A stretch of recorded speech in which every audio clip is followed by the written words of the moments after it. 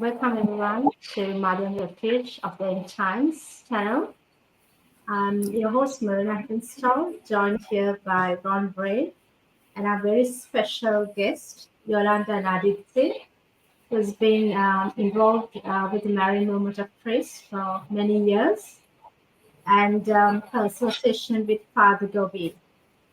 Uh, Today is a very special day, the Feast of Our Lady of Fatima.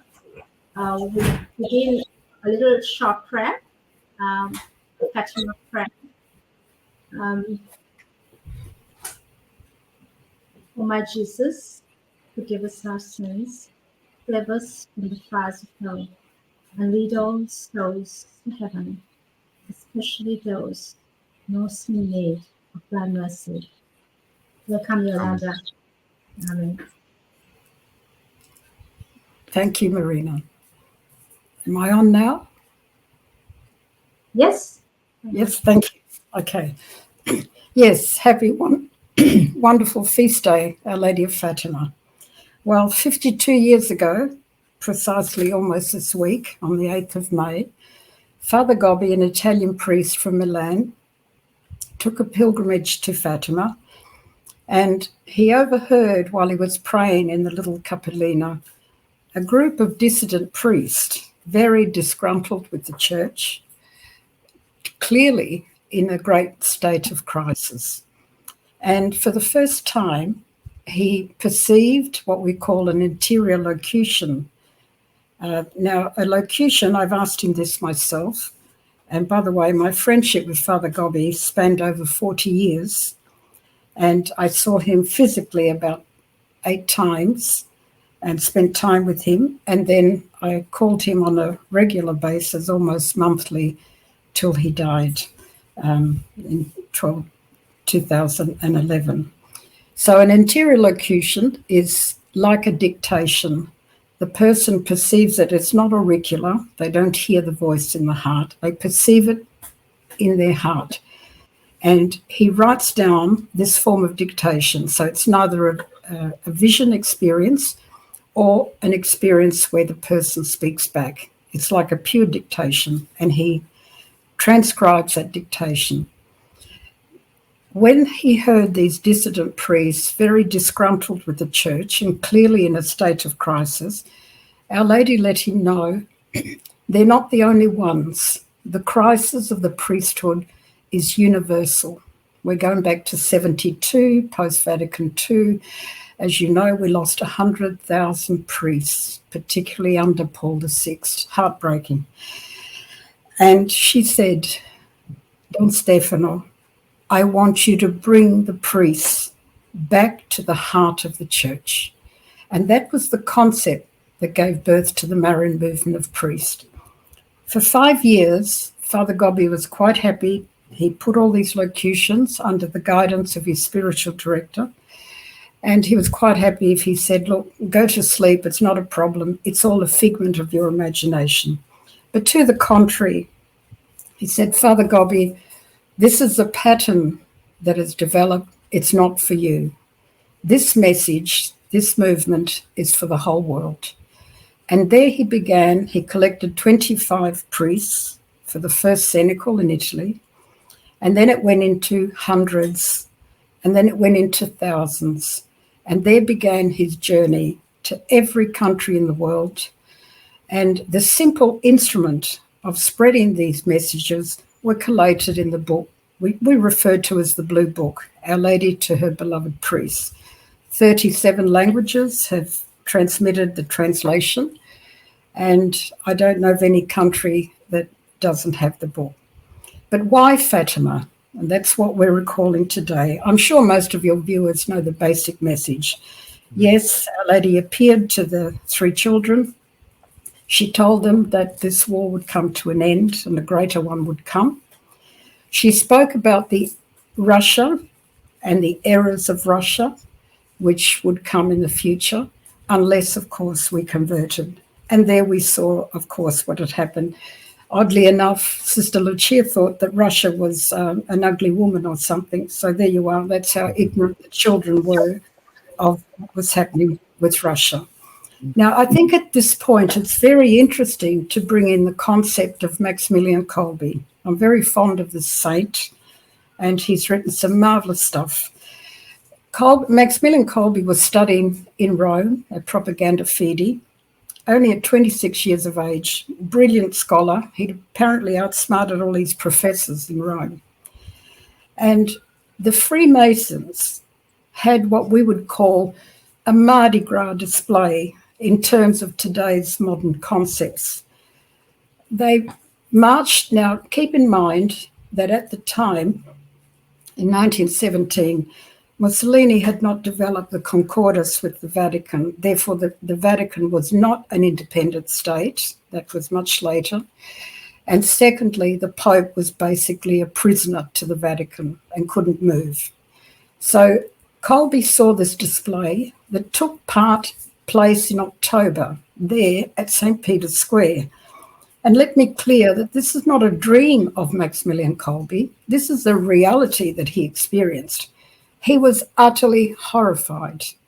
They displayed pictures of St. Michael the Archangel under the spear of the devil, and unfurled where the Pope generally gives his blessing for the world. In that window, they unfurled a banner that said, "The Pope will become a slave to us." Now, he was so terribly moved because they couldn't do anything. So he went back to Propaganda Fide and he gathered the picture of the Immaculate Conception, and he there founded, with a dozen other priests, the militia of the Immaculata, which till this day is still operating. And of course, it's connected with him being the patron saint of mass media, and I'll come to that a little later. Within 3 weeks of this, in the meanwhile, we have the scene in Russia. You can't have a revolution without money and arms.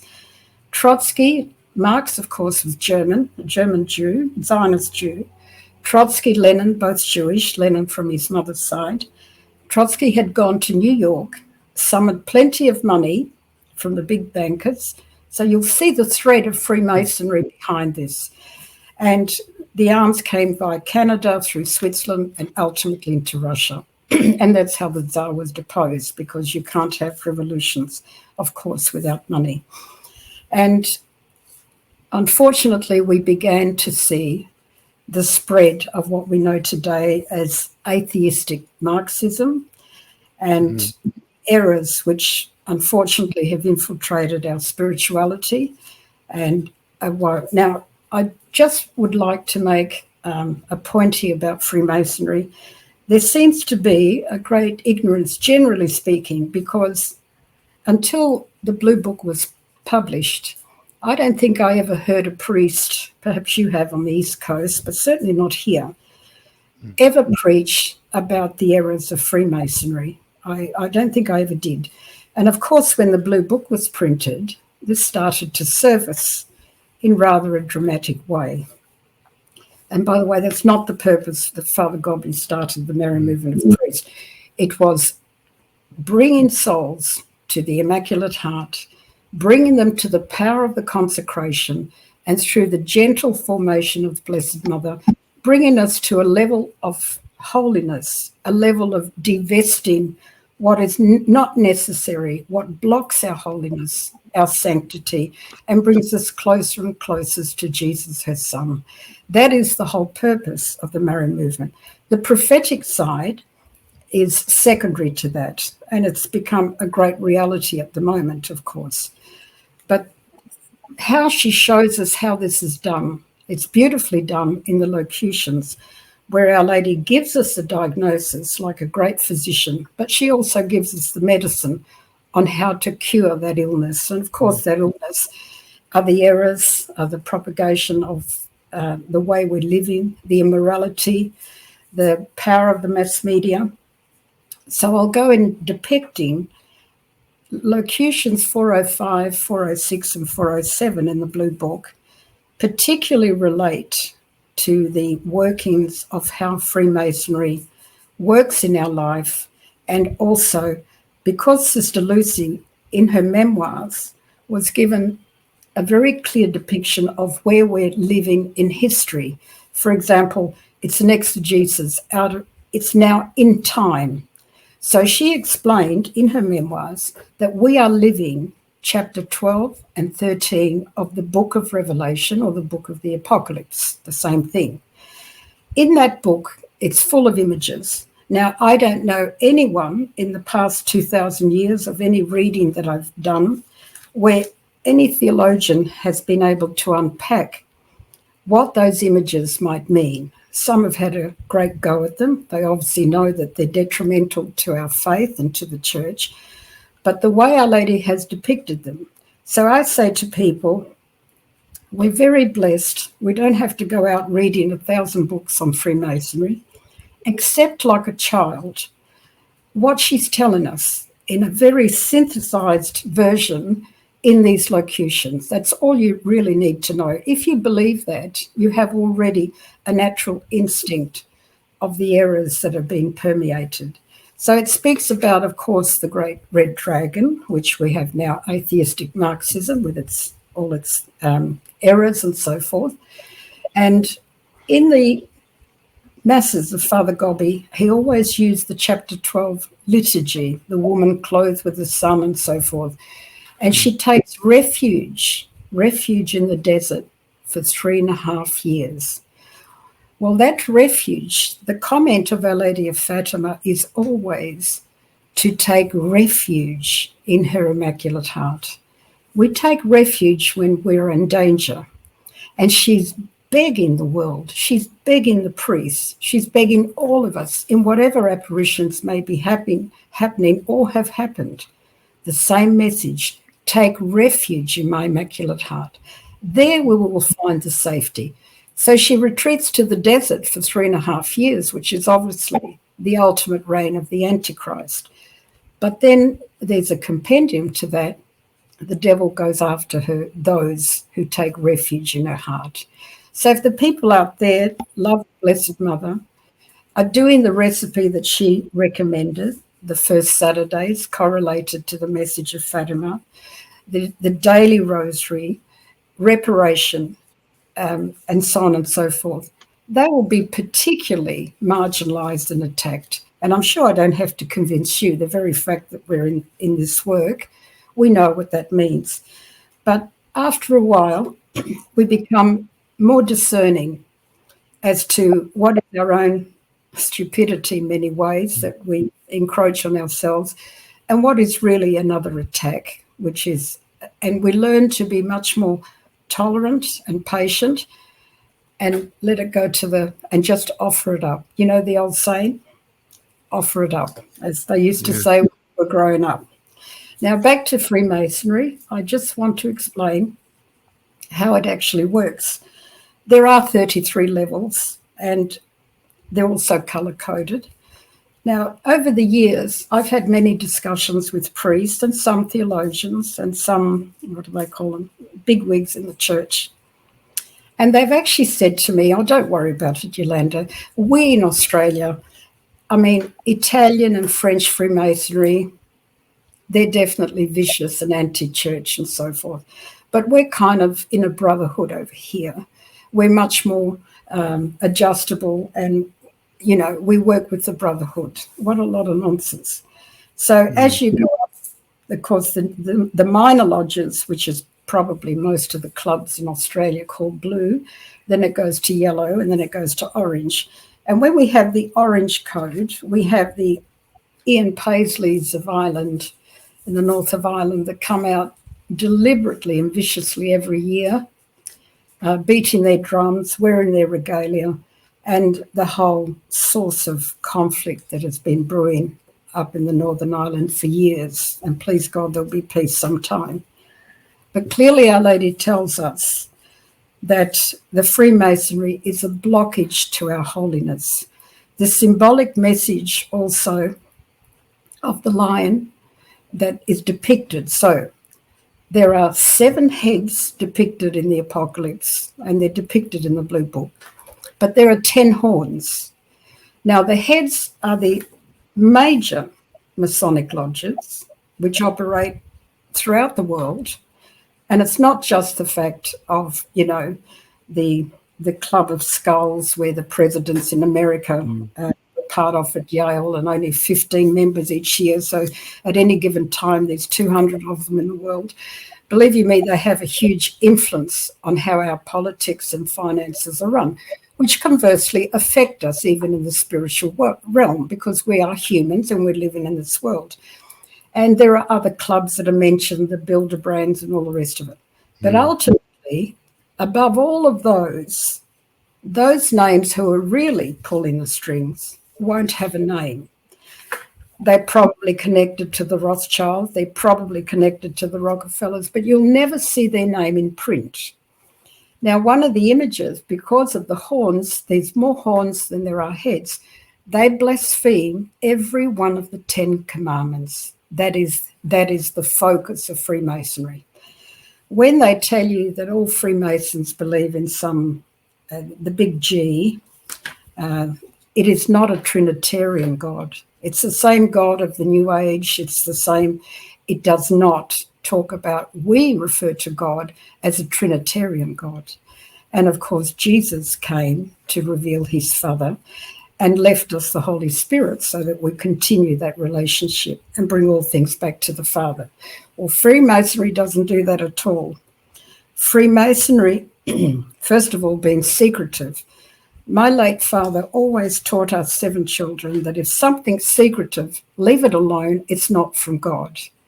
Things from God are always open, always free. So if it's secret, he would say to us, don't touch it.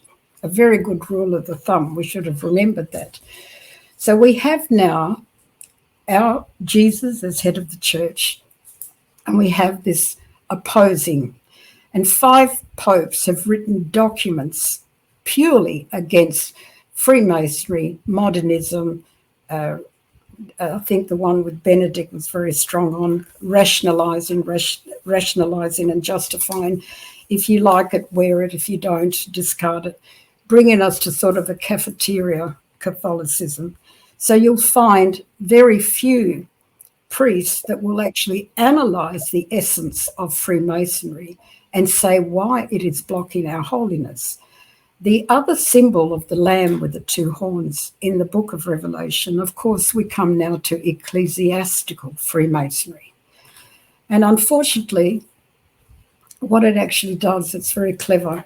Firstly, let me remind the viewers that Pope Benedict, apart from his vision back in 1969, said that the church in the future would be divested of much of its wealth, much of its power, much of its social power, and would be reduced to a small remnant. But the church has always been often reduced to a small remnant, and that remnant has always kept it going. That's the power of the Catholic Church, because the gates of hell will not prevail against her. But in saying that, what we have with Freemasonry, its main work is to cauterize and cut off sanctifying grace from the church.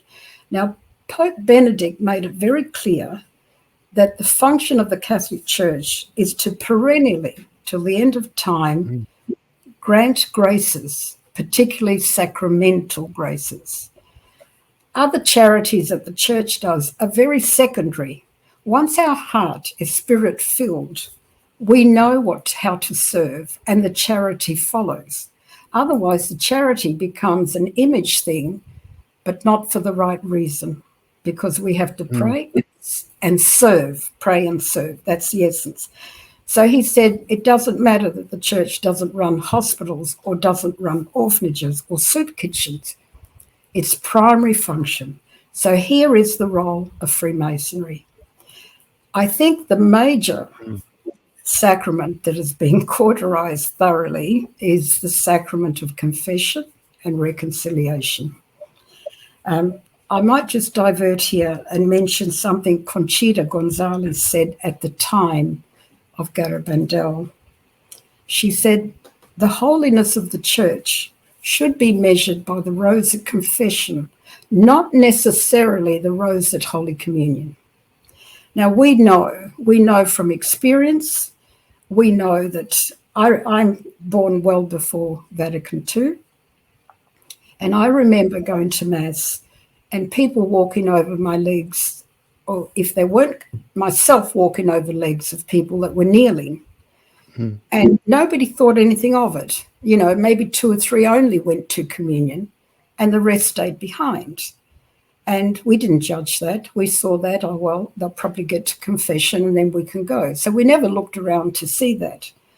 But now we've got to the point where we have ushers telling us to get out row after row after row. And God help you if you're the only one left there with a conscience that says, maybe I shouldn't go, maybe I'm not right? So you can understand where I'm coming from. I can remember when I was a bit younger and most of the people were going to communion and I felt, I'm not ready to go to communion. I don't feel up to it. I need to go to confession. But you felt the pressure of, having to conform with the majority of people. That just, I don't know, we don't want to judge, but like, if you go to any Catholic church these days, the majority of people will just go up to communion and without thinking twice. Yes. So, yeah.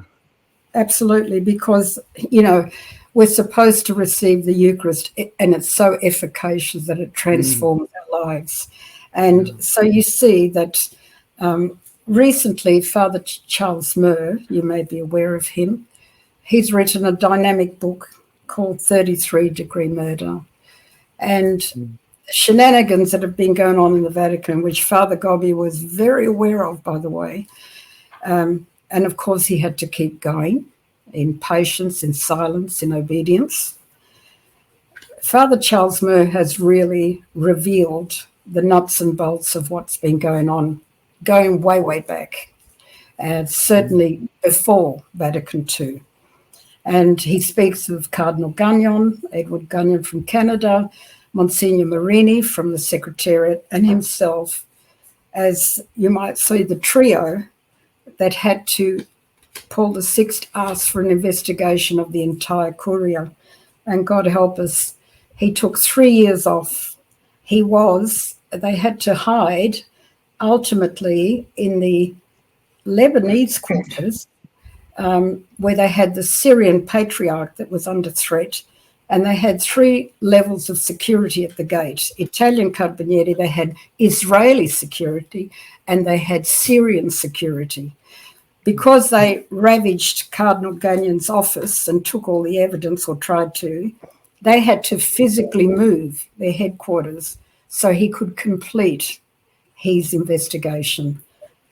Sadly enough, he went to Paul VI with it. The results weren't good. And he gave it back and said, give it to my successor. And 5 weeks later, he died. And heartbroken. Wow. Wonderful Pope. Absolutely heartbroken. And, of course, I'm going to go one further than that. I'm going to mention Bella Dodd. Now, if you haven't read her book, it's called School of Darkness. Bella Dodd. She was an Italian lawyer, and her family migrated to Italy, but they didn't have much faith. It was very common then. The migrants went across. They had a baptismal certificate as Catholic, but they were neither political and neither spiritual, most of them. And Bella Dodd at the time, now we're talking that communism, particularly after any war or revolution, really has its tentacles in the society in a very practical way. And she became, as a lawyer, she became very engrossed at seeing the injustice against the Negroes, or whatever you call them, the indigenous people, and certainly and the migrants at the time. And she started becoming very interested in communism. In fact, so much interested that they were getting their direct orders from Moscow. But then she discovered on a number of occasions, and this happened to her best friend, that they had lunch together the day before, and then she allegedly suicided. And this was happening across the board to the members in the United States. And so she started to question what's going on here.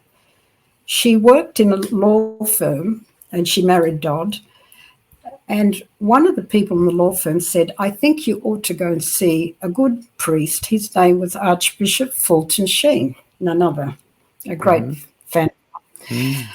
And Fulton Sheen, of course, then introduced her to the Hildebrands, to the wife. She just died recently, Hildebrands.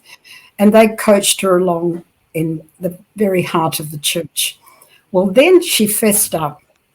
She was personally responsible for bringing in 1,200 communist seminarians into the seminaries. Wow. But they had to have, yes, this will all link together, I hope. They had to have these qualifications. One, they had to have a very affable type of personality, endear themselves to the bishops, and secondly, look for seminary to be rectors of seminaries.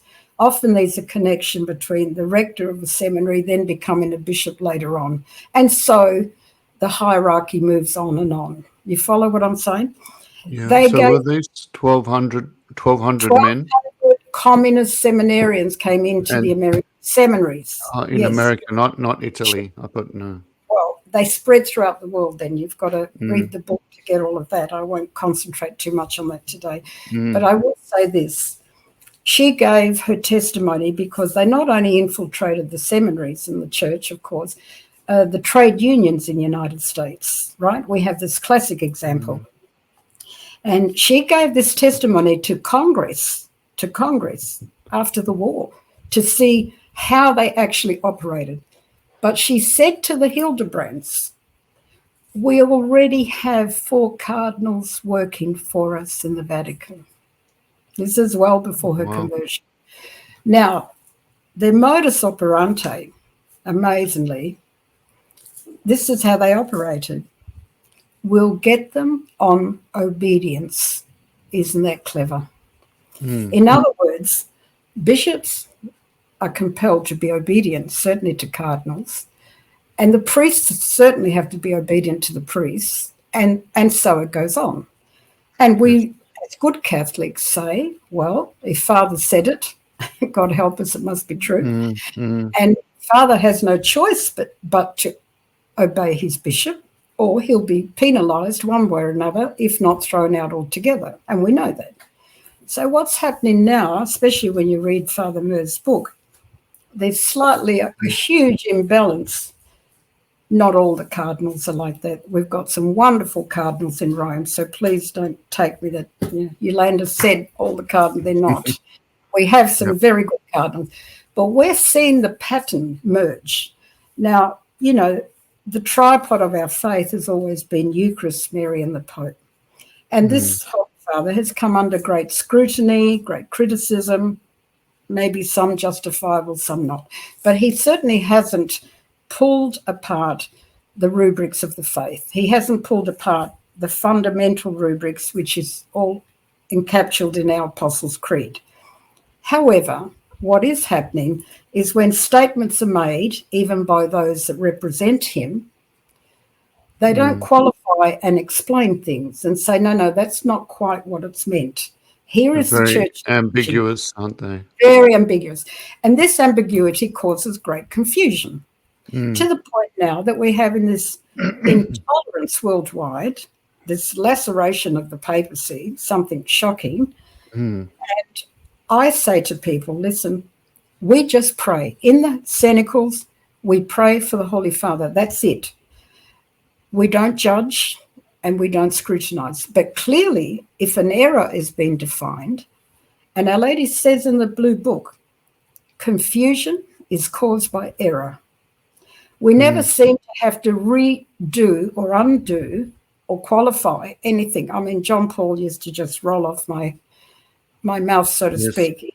And Benedict I loved even more because I understood him a lot better than John Paul, even though I had the great privilege of meeting both. But I did find Benedict, I hope they make him a doctor of the church. I found his that'd be great. clarity just wonderful. And, we find this is not happening under this papacy. But he's done us a great favour.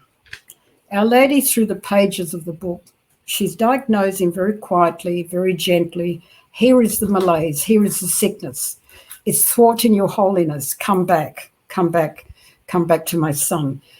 all people that have conversions, and we've seen wonderful dramatic conversions. I have myself in my own lifetime, dozens of them.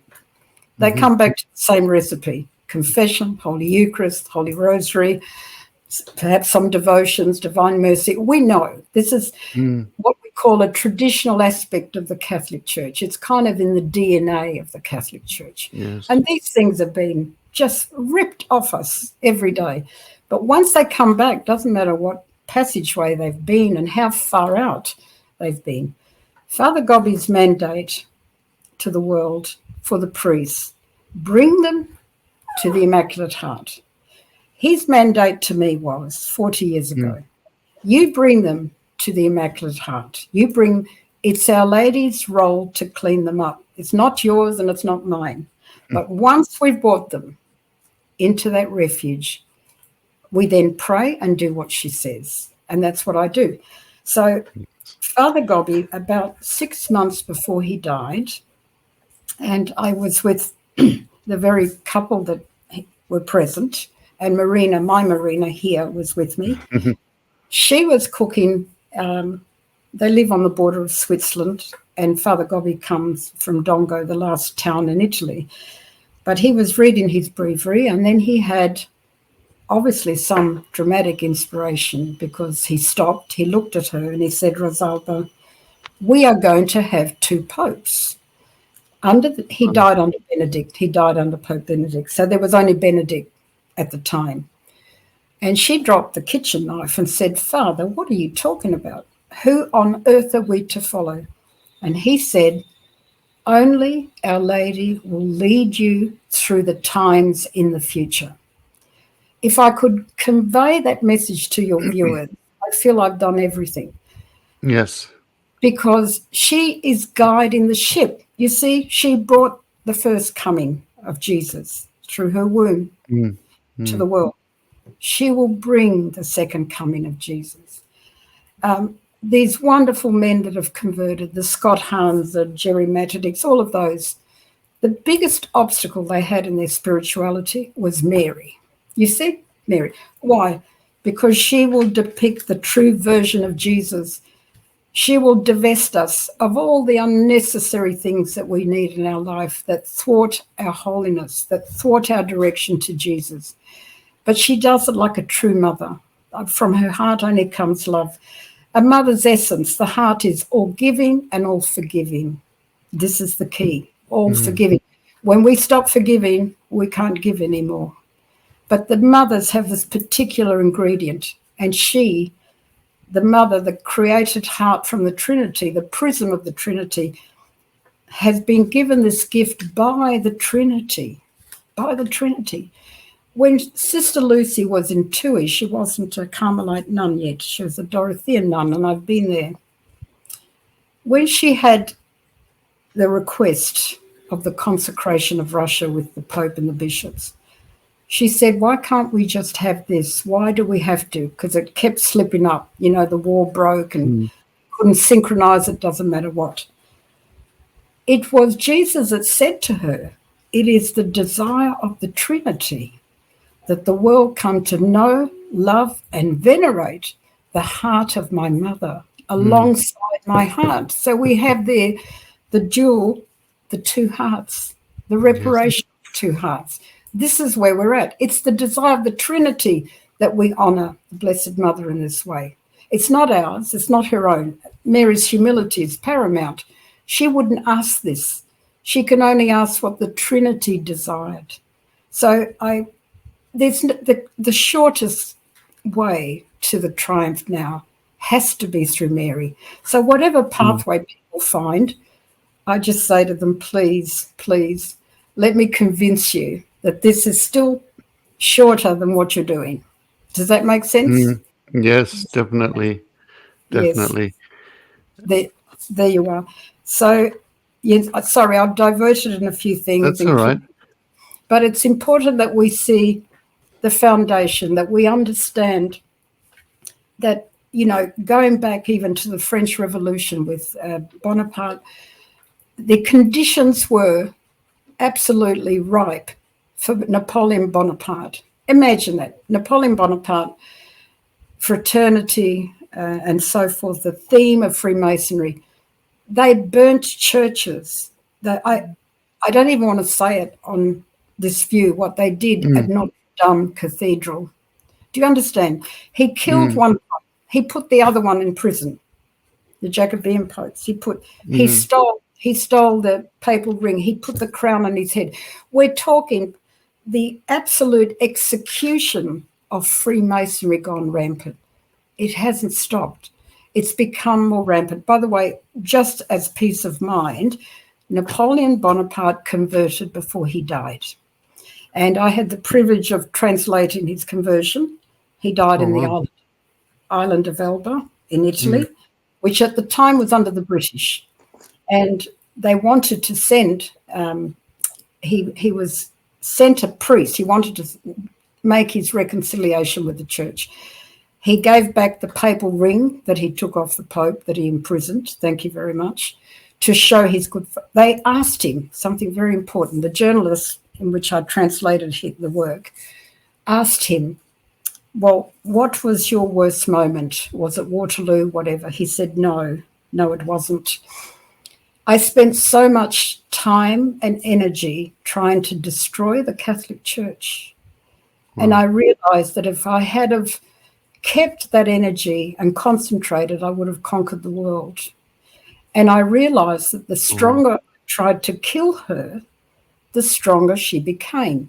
And so he asked him, how did you survive those dark moments? I mean, he lost 17,000 men on an ice block in Russia itself when they collapsed on an ice block. Imagine, cannons and horses and 17,000 men in one hit.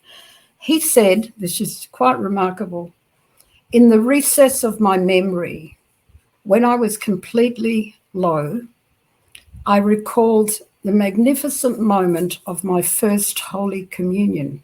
And he was 14. In those days, before Pius XII, they did their communion at 14. And he said, it was such an exquisite moment that I knew it had to be real. Somewhere he'd gone so way off. And that moment of joy of his Holy Communion, his first Holy Communion day, and when he was in his darkest moments, somehow that moment loomed larger. But I'll tell you why, because Blessed Anna Maria Taigi, some of you may have heard of her, incorrupt, I've been to see her in Rome a few times, the mother and sister of Napoleon Bonaparte used to go to her, begging her to pray for the wayward son of Napoleon Bonaparte. Can you imagine? And when he actually died in Elba, she saw his soul being saved. And it took like 2 days between Elba and the ocean, and it's not internet anymore. It's not the modern day communications. And she advised the Holy Father that she had seen Napoleon Bonaparte. And, you know, Anna Maria Taigi lost 7 sons during the Napoleonic War. Can you imagine? She lost 7 of her children under Napoleon Bonaparte. Wow. And in her prayerfulness and kindness and forgiveness, she prayed for his conversion. She saved, and that is one heck of a soul to save, I can tell you. Then his sister joined the Ursuline order, the sister of Napoleon. It's absolutely extraordinary. Our church is filled with these wonderful stories, wonderful conversions. If we're here today, somebody somewhere prayed for us. If we have the gift of faith, everybody, once they're baptized, has the gift of baptism of faith. But if we don't feed it, it doesn't germinate. One of the things, apart from what Conchita said at Garabandal, one of the things that touched me deeply, Marie Loli's mother gave birth to her little sister, Lupika, and she was downstairs, and they birthed at home in those days. And if you've been to Garabandal, it's pretty primitive. It still stayed like that. Immediately, she saw her little sister, well before it was announced to the people, and she said, in this depth of seeing her little sister upstairs, even though she was downstairs, she said, so little and yet so filled with sin. She was given the insight of what original sin. As a result of that, All the 4 girls baptized their children on the first Sunday after their birth. Such was the importance of seeing, the importance of baptism. So what do we have now? Perhaps our viewers can look into Our Lady of Good Success 400 years ago. She died 3 times. And that order of hers, they're all incorrupt, the whole 15 nuns. The Lord brought her back to life and said, are you prepared to pray for the 21st century and offer all your suffering for their conversion? And she said yes. She will depict there in her visions that through Freemasonry, cauterizing sanctifying grace, people would no longer get married. Therefore, they're certainly not going to baptize their children. And she mentioned the power of the family being divided and destroyed. She didn't mention the word divorce. I don't think they knew what it was 400 years ago, but basically implied the rampage of divorce through it. With there's no sacramental marriage, there won't be sacramental baptism. Imagine that. And here's little Mariloli looking at a child within 2 minutes of birth saying, so little and so full of sin.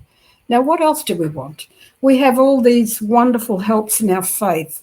What else do we have to do to convince ourselves and others that we're born with such blessing in the Catholic faith? We have all these jewels in the Catholic faith. And here they are teaching these poor kids at school. It's not their fault, about social justice and saving the whales and the trees. But don't worry about saving life in the womb. It's so imbalanced. You follow what I'm saying? Yes. So go back to the faithful people that listen to your program and come to the cenacles of prayer. Thank you, thank you. There are many that do. I'm seeing a development that while the evil seems to abound and get more intense, I'm also seeing that those who are faithful are getting very serious about their praying, offering and suffering. And I say that with great humility because I've seen this wonderful development in the cenacle prayers where they genuinely want to pray and they genuinely offer their suffering, and they seem to be just so laden with so much extra suffering, but they seem to be able to reach a different level of holiness as the other side seems to be reaching a different level of evil. I don't know if you've seen that pattern on the East Coast, but certainly yes, I'm definitely. I wanted to emphasize the 3 commitments of the Marian movement of priests because you're touching on that and the importance of the cenacles, consecration to the Immaculate Heart of Mary, unity with the Pope and with the bishops united to him, and number 3, leading the faithful. This is for priests, but I guess it's similar for lay people, isn't it?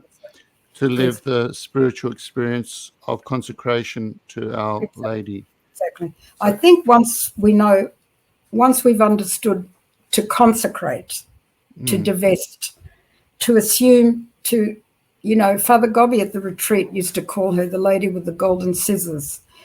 He himself had to be the one that she had to use the golden scissors the most, let me tell you. And it was done deliberately. He, for example, had a great passion for soccer and win the grand finals in Europe for the soccer, that's it. Then all of a sudden, it's not that he didn't like soccer. It didn't matter if he wasn't there. He used to say to the priests at the retreat, the mouth of the lion explained in the Apocalypse is mass media. The mass media is controlled totally by Masonry, and it affects us in every way, financially, politically, spiritually, and so forth. He said, I have a much better channel. Open the tabernacle and start conversing with Jesus and leave your television alone. The news will always be bad because they can't sell newspapers if it's not negative and bad. And that will bring humanity down to their level. Do you understand? It's very subtle, and it happens. He said, there's a channel that will never disappoint you. Open the door of your tabernacle and spend that time in that. on that channel, and you'll never regret it. And so the other thing is, it's a non-juridical movement. Father Gobbi was asked, every movement has what they call an approval from the Vatican that's juridical. For example, in the Legion, they have to do the visitation and so on and so forth. Well, Father Gobbi said no, Our Lady didn't want a juridical format for the Mary movement. It was purely spiritual, and it had to permeate everywhere, right? Now, he was called in, I won't mention his name, he's still alive. He pulled him by the ear and brought him in and said, I demand. He said, no, she doesn't want that. She wants it non-juridical. Therefore, the movement couldn't be attacked. And he said, Our Lady was so clever that she took the weapon out of the hands of the murderer. And this particular cardinal summoned him in and said, okay, we've examined all this work, 14 imprimaturs later. It's not a problem. However, these locutions 405, 406, 407, which depict what we've been talking about right to the heart of it, I want them removed. And Father Gobbi said, listen, I got them the same way I got all the others. The church discerns what's public and what's not. If you want to stop me, I'll be obedient, but I'm not changing a word. He was completely furious with him. And he said, right, then I forbade you, because Father Gobbi went through 37 passports, okay? He was the most travelled priest in the history of the church. There's no doubt about that. And alone, always alone, not accompanied by anyone, going to every language in the world. Nothing was too much. That was his mandate. Did he take the statue of Our Lady of Fatima with him on his travels, or is that incorrect? Yes, that was certainly always, and every cenacle has the presence of Our Lady of Fatima. And I might add that when he died, a priest that I know in Italy, very close to him, he called me, and like Italian priests are very emotional, sobbing away on the phone. He had 350 priests and 27 bishops waiting at Colli Valenza for the retreat. They all arrived on the Sunday that in June. And Father Gobbi had his massive final heart attack. He'd had several. And he was rushed to the emergency in Milan hospital. And he knew he was dying. The priest told me, and he wanted to say goodbye. He probably did that to a few people. And he said, I can't bring the mobile phone. They won't allow it in the ICU. And then he shoved everybody out. He said to everybody, including Father Quartiglio, said, leave me alone. I want to die like little Jacinta of Fatima. I want to die alone because she's now coming to get me. Isn't that wonderful? And that's what happened. They all left the ICU and he died. And then, of course, Father's sobbing even more. And I said, what are we going to do with the priests at Colli Valenza? They're all waiting. Do you know, Our Lady engineered his death. You could write a movie about this. He was always travelling nonstop. Imagine if he died here in Perth, what trouble I would have deporting his body back to Italy. Oh, my goodness. He dies where all the priests from every country in the world are there at Colli Valenza in Italy. So what they did is they translocated the coffin, very basic, to Colli Valenza. And the Cardinal Diaz from India, he since died, and the bishops and all the priests from every country in the world. So he died on the feast of Peter and Paul, the third point of the Mary movement of priests. Officially, the feast of the Sacred Heart is when they brought his body to Colli Valenza. And I've been there several times. Maybe one day I'll do a podcast on Mother Speranza, marvellous place. Oh, and that'd be great. They have automatic chimes for the Angelus, that rings 3 times a day or whatever. Well, Mother Mediatrice, she's still there. She said to me, Yolanda, when the hearse left with Father Gobbi's coffin, the chimes, they couldn't stop them. They tried everything. They went on non-stop for 20 minutes as they went down the hill at Colli Valenza. So his official burial was on the official feast day of the Immaculate Heart in 2011. Now, if you wrote a script on how he should have died, where and how, Our Lady is definitely a very good movie producer, choreographer. She Can you had tell us? Can you tell us also about his first, where he received his prophetic mission? I think it was in Fatima as well, because I really want to, highlight the connection between Our Lady of Fatima and Father well, Gobbi. sure. The connection is very simple. His first locution, the mandate he was given was here before the Blessed Mother of Fatima in the little chapel of Fatima. He's praying before that statue and he receives his first locution. The locutions become the vincul or the cord, which are then collated into the blue book, which then are Our Lady transmitting all she said at Fatima, telescoped to the present day. I've heard also that at Medjugorje it was said that Medjugorje is the completion of the messages of Fatima, and that's very possible. But as far as his connection to Fatima, that's the genesis, that's where it started, and that's where it will finish. And he had to die in the same way as little Jacinta. Well, I thought that pretty well puts the bookends on what you've just asked me. Yes, definitely. He might have been one of the four shepherd children, a mystical shepherd child. Isn't that amazing? I just want to ask you a question. I heard you had a very profound experience in Medjugorje. Could you talk a little bit about it, please? Yes, I have. Some of you know, you've probably been with me. I've taken quite a few pilgrimages, I think about 8 or 9. I'm not a travel agent. I don't get paid. Let's get that clear. But I find pilgrimages a great experience, and I have some wonderful connections with priests in Europe. I might add that I've met in this work of the Marian movement, I have to say I've met the best of the best. I've been so blessed. I also have a husband that's very tolerant of me putting up priests and all the speakers that come from overseas. Thank God that he does and pays for it usually. And so I've been twice blessed. They may not be servants of God. I've had Father Seraphin Mikolenko, the founder of the Divine Mercy Fathers. They were the first to host Fr Gobbi in America. Fr Gobbi himself went once to Medjugorje, purely in transit between Split and Dubrovnik one day, and he received a message on the hill at Mount Pobro, the small apparition hill, Medjugorje. Sometimes it's published in the Blue Book and sometimes it's not published in the Blue Book. Depends. I think the Americans publish it and we don't. But there's a story that I told that happened with him in Medjugorje. 2 things he mentioned himself.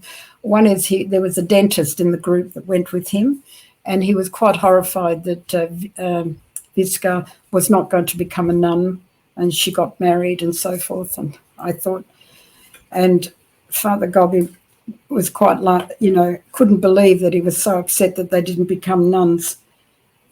The visionaries of Garabandal, they were shocked that they didn't become nuns. And Our Lady told Conchita that in the future, a holy Christian marriage witness would become so necessary and so powerful.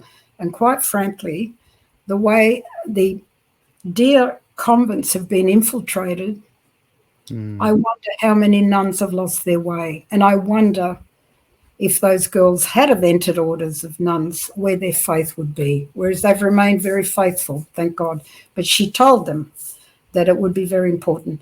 So that's what Father Gobbi explained to the dentist. But the other thing that happened there, which was rather beautiful, there was a particular woman there called Helen, and she had a hospital, like a very secluded, in a cave type of hospital. And she looked after the most rejected children of Croatia, obviously the parents couldn't look after them, terribly deformed and so forth. Did a wonderful job. And the priest there took Father Gobbi and another priest to see her. Just before that, Father Gobbi usually doesn't touch money. He gives it to the responsibles to print the book. All masses are given. All his masses are for Our Lady's intention. And so he delegates the masses. And somehow this American gave him a whole scroll of dollars. He doesn't know how much it was, quite a bit, I think. And he just put it in his cassock.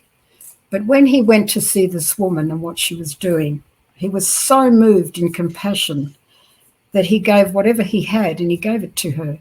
And then she brought him into the chapel, and it wasn't a statue, it was an icon, like an Eastern faith. And as he was praying before the icon, he received a locution. Now, the priest with him didn't realize how this operated and how he had this gift, because it was a verbal locution.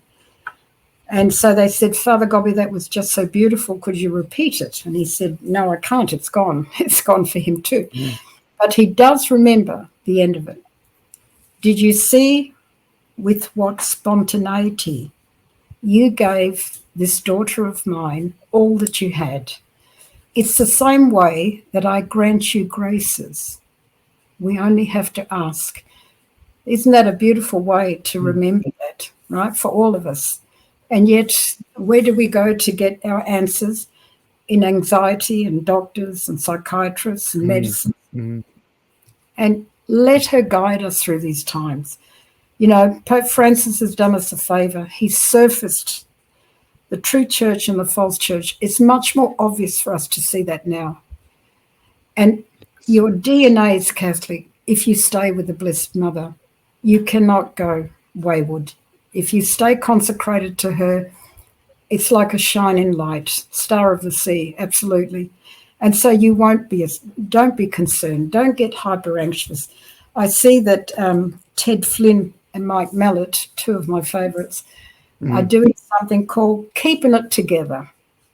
Mm-hmm. We have to keep it together. Yes, keep it together. Your rosary, your confession, your sacramental life. Mm. Increase your prayer life for all those that are not praying. When I complain to Father Gobbi, and I often do, I'd say, Father Gobbi, this is what they're doing here. This is what... He answered always the same. If they're irreverent, you be more reverent. If they're doing something, you make up for it. That was always his answer. That's beautiful. And it is, and it's for all of us the answer. Without getting... We're so used to complaining and, social media and YouTube and videos. There's a lot of complaining, as you know, about the church, about the Pope, about the Vatican. Exactly. But yeah, that's the best answer, I think, definitely. It's not we stand back and pray and do what we've been asked. Let them fall on their own sword. It will eventually happen. It doesn't matter. We're here. The Mother, the Universal Mother, the Queen of Peace, Our Lady of Fatima, she leads the way. She's the star of the sea. We hide with her. She'll do the fighting. How does the saying goes? My mama has combat boots. And we don't need to know all the answers, do we? Sometimes we just want to know everything, and maybe it's not time for us to know. Maybe it will never be time for us to know on this world. We overload ourselves, divest. We overload ourselves with so much. As I said, I'm very grateful. I can recommend 4 books on Freemasonry will give you all the answers you want. You don't have to. Just read those 4 locutions. That's enough. Yes. Mother, I can see exactly how it works. Thank you for telling me like this. And that's true of everything. I can see that, irreverent liturgies, which are happening. Yeah. Maybe that's why they all want to run to the bishops should be looking, not being threatened by the TLM Mass, and I'm not a Latin follower, by the way, but they shouldn't be so concerned if the young are running to these Masses. What they should be concerned about is making sure that the Novus Order Masses are done correctly and with great reverence and piety, and then they wouldn't lose any customers. To me, that's the obvious answer. That's the best promotion, isn't it? Best promotion to the Novus Ordo is to celebrate it with love and reverence. Yeah, exactly. And I can tell you, if the priests belong to Our Lady, especially in the Marian movement, you will never be disappointed with one of their masses. I've been running cenacles in Perth for 40 years, and every Tuesday we pray just for priests because Our Lady's very clever.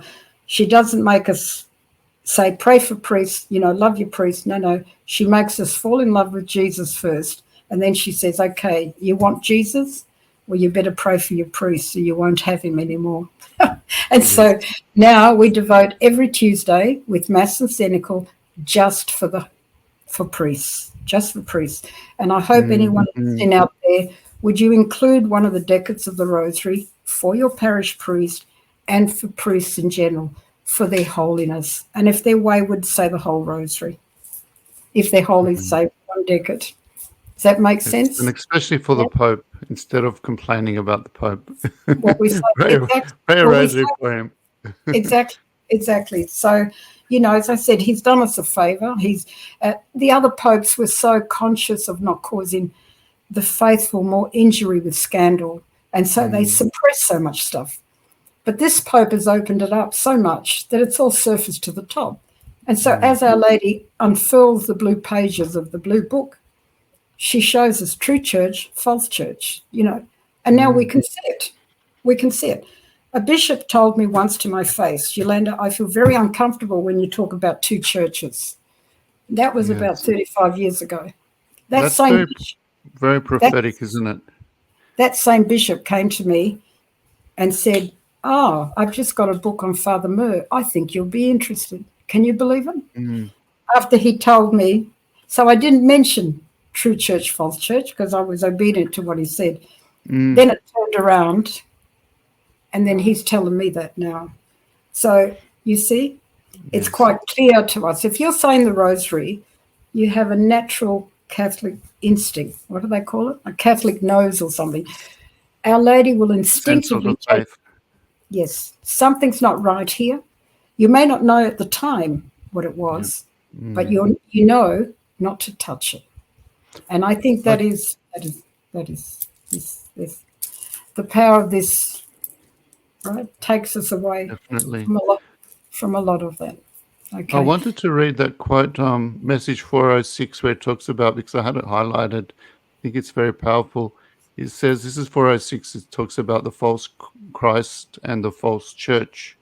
He says, if the task of Masonry is to lead souls to perdition, bringing them to the worship of false divinities, the task of ecclesiastical Masonry, on the other hand, is that of destroying Christ and his church, building a new idol, namely a false Christ and a false church.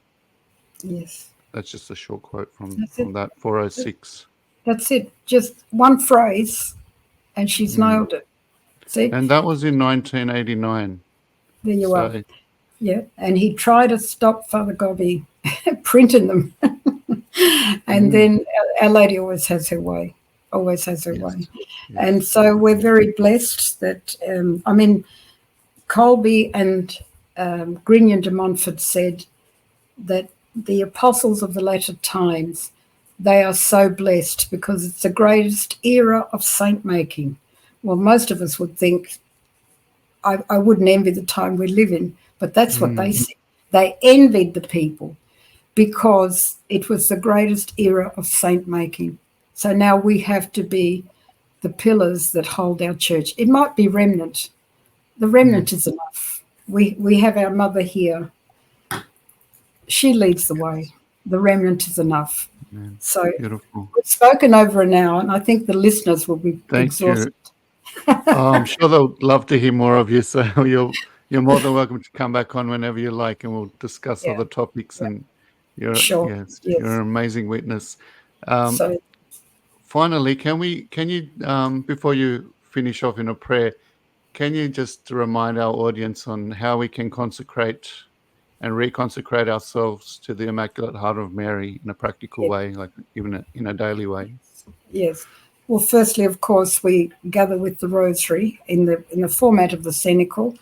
You can get the books anywhere in Australia. You can contact Marina or yourself, and we'll make sure you get a book. We do the Rosary, the act of consecration, and a meditation from the book. Generally following that, there's fraternity. Fr Gobbi was very strong on that, and very strong on family cenacles. He said, invite the family. There's generally one or two people in small groups or family cenacles that know their catechism a little better than others, which is true. And what happens in fraternity, we begin to share our faith. And faith builds on faith. The old Irish saying, the more you give the faith away, the more it grows in you. That's very true. And so by sharing our faith with others, our own faith will become more concrete, more real. And the fraternity part is sharing the catechism of our faith. Okay, he's very strong on that fraternity, and we have that. And so then people are able to share. Sometimes they have more things in common with the people they pray for than their own blooded families and relatives. And you find that we have this bonding, that we belong to Our Lady, which becomes much closer than some members in our own family. And I'm sure you can all nod about that, you see. And there's no family that's perfect. Every family is under trial, you know. I'm blessed. I have 3 children out of 4 that practice and 10 grandchildren and 1 that doesn't. But his son is starting to say the rosary, much to his aghast, and he's only 3 years old. And he tells his dad he wants to say the rosary, he can't even say it. My son has told me off and said, look what you've done to my son. Our Lady has a great sense of humour. She'll bring them, what she said in the locution, this is very important, one member only. In a cenacle is the lightning rod, I will protect and save your family. One member only doing what she asked will save your family. Well, that's a pretty fantastic insurance policy. I hope we can follow up on that. That's beautiful. Thank you so much, Yolanda. And thanks, Marina, for joining us today as well. Till next time, everyone, may God bless you all. And may the Immaculate Heart of Mary be your refuge. Amen. Thank you. Thank you. God bless.